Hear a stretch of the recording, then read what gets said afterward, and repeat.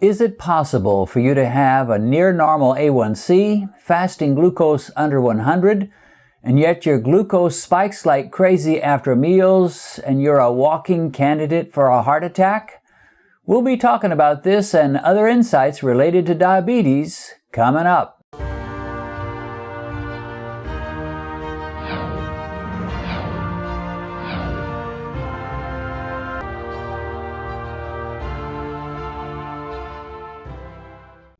If you've recently been diagnosed with diabetes and you've just discovered this channel, let me recommend that you go to our Uploads page, which will give you access to every diabetic video we've posted since we began. As you work your way through all our videos, I believe you'll find the help you need. A link to our Uploads page is in the description. Well, welcome to another edition of Beat Diabetes, and on today's program we'll be looking at questions, comments, and a criticism or two.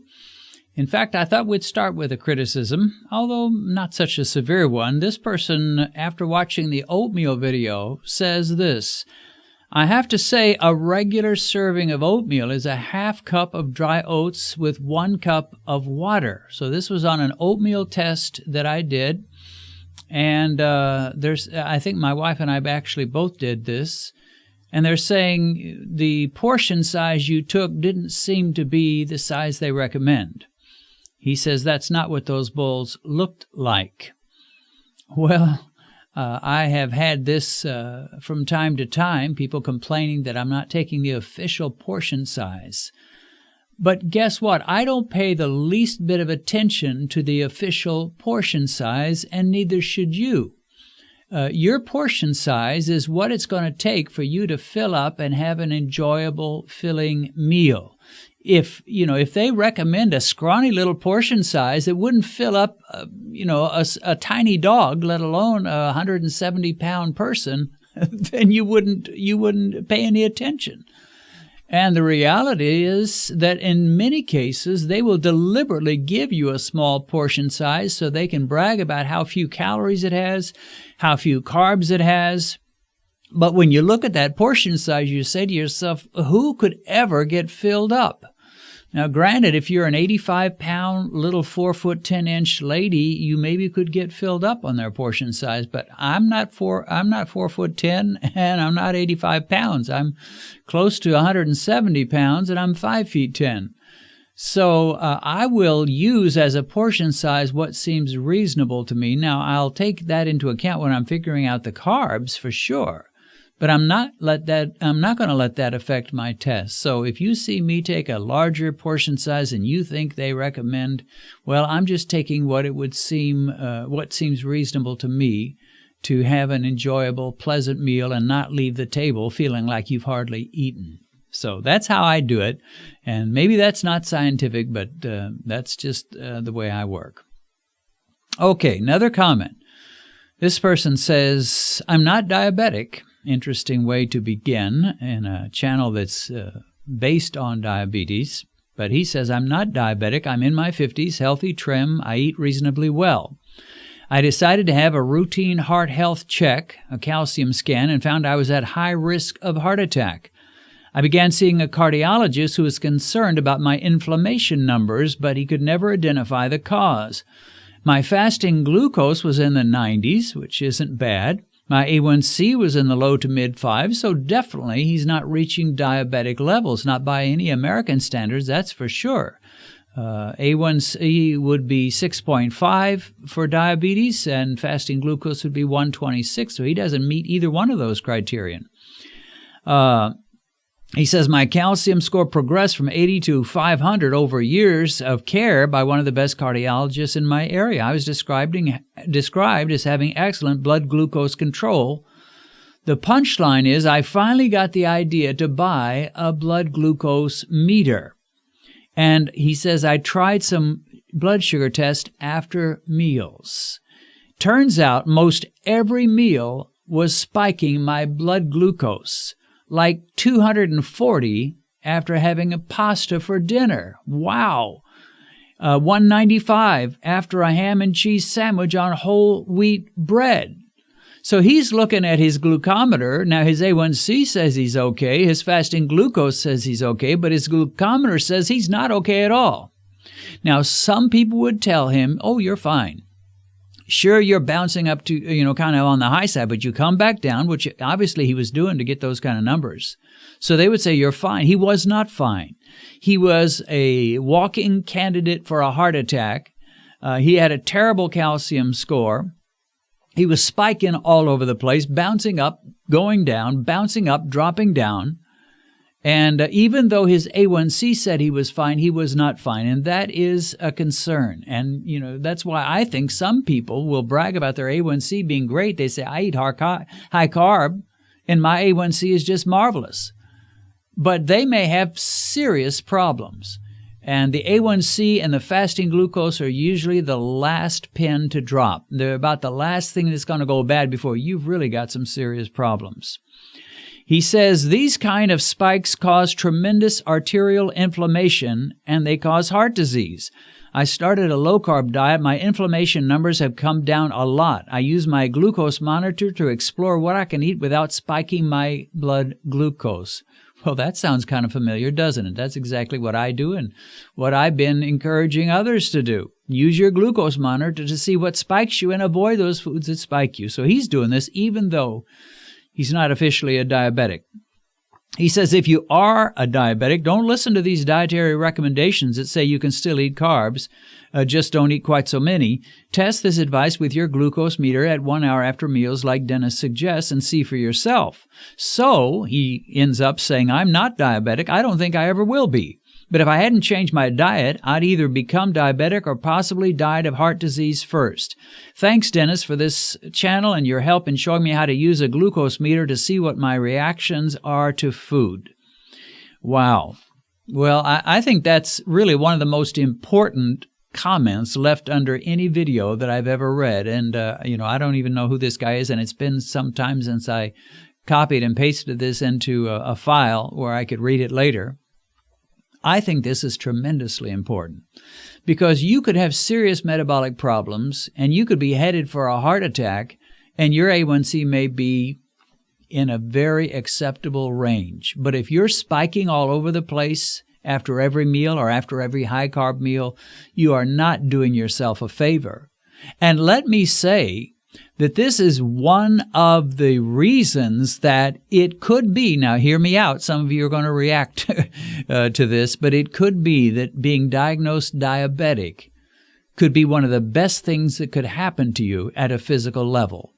Because that diagnosis has driven you to come to channels like mine and others and to read good books that tell you how to deal with the kind of metabolic problems you have. And as a result, not only are you going to get your diabetes under control, you're probably going to get your blood pressure under control. Your triglycerides are probably going to plummet and get down into the normal range.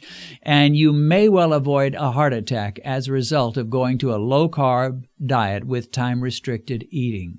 So it may be that you will live out a long, healthy life and get to heaven and find out God was doing you a favor by letting you be diagnosed as diabetic because it changed everything and you bought an extra 20 years of healthy living for yourself as a result of the changes you made. So this guy, a very powerful statement. He says, he starts out saying, I'm not diabetic.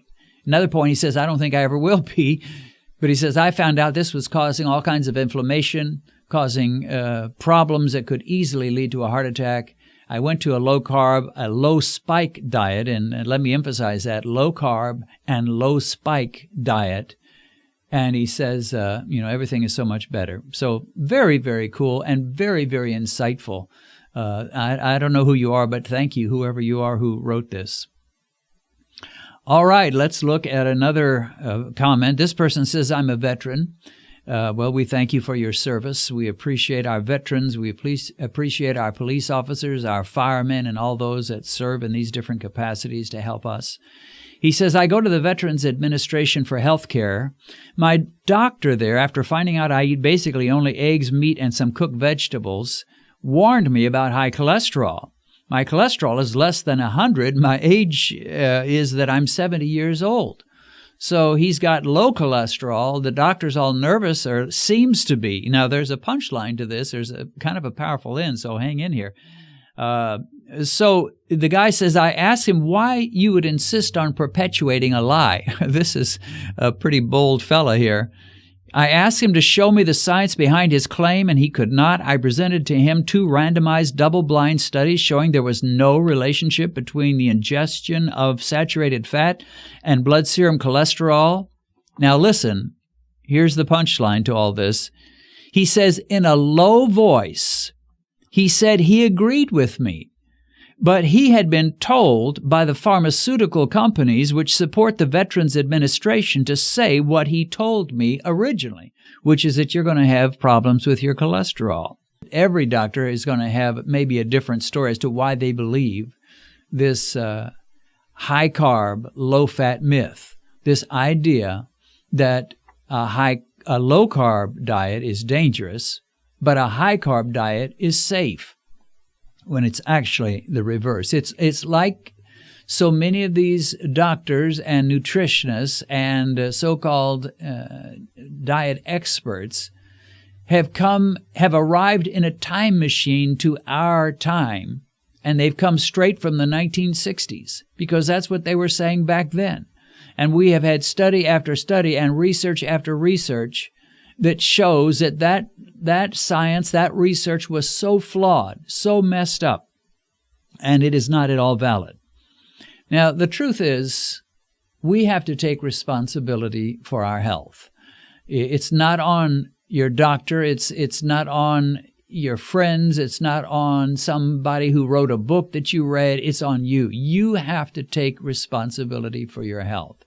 And I will agree that it's a bit of a gamble whatever way you go. You know, you're basically throwing your future, putting your future on the line and gambling that this diet, this lifestyle is going to get me a better health, a longer life than any other diet or lifestyle.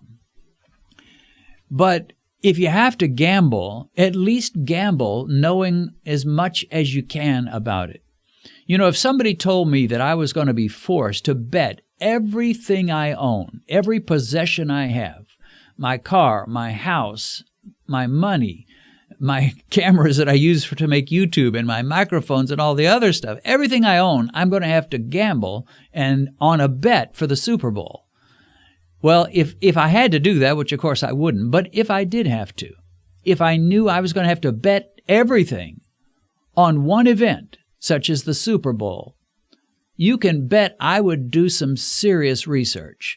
I would look into those teams playing very carefully and try to make as wise a gamble as I possibly could based on as many facts as I could ingest and as I could devour and get my hands on. Well, that's kind of how you are with your life and your health and your diet. You're going to have to make a gamble, my friend, whether you want to go high-carb, low-fat, or low-carb, high-fat, or vegan, or vegetarian, or eat a lot of meat, or carnivore, or paleo, or whatever. You know, granted, it's a bit of a gamble, but get as many facts as you can, learn as much as you can, study as much as you can, and think a little bit, and then make your choice, and then live with it. You know, I've done that. Almost 20 years, about 19 years ago, I took a gamble that a low-carb diet was best for me, best for my diabetes, and I figured, based on what I was reading and learning, that it was probably best for my heart health, best for, every aspect of my life. So here it is almost 20 years down the road, and so far so good. I haven't had a heart attack in those years. I'm approaching 70. And not doing too bad. So, we've all got to make that gamble. Learn as much as you can, read books, watch YouTube videos, talk to people, and don't just depend on one single expert. So anyway, find out what you can and make your decision. Well, that's it for now. Hope you enjoyed that and you found it helpful. If so, give it a thumbs up. And be sure and subscribe to this channel if you're interested in seeing more videos like this one, like the interviews and all the other stuff that we do. Then click on the bell icon so you'll be notified every time we post a new video. God bless. See you again soon.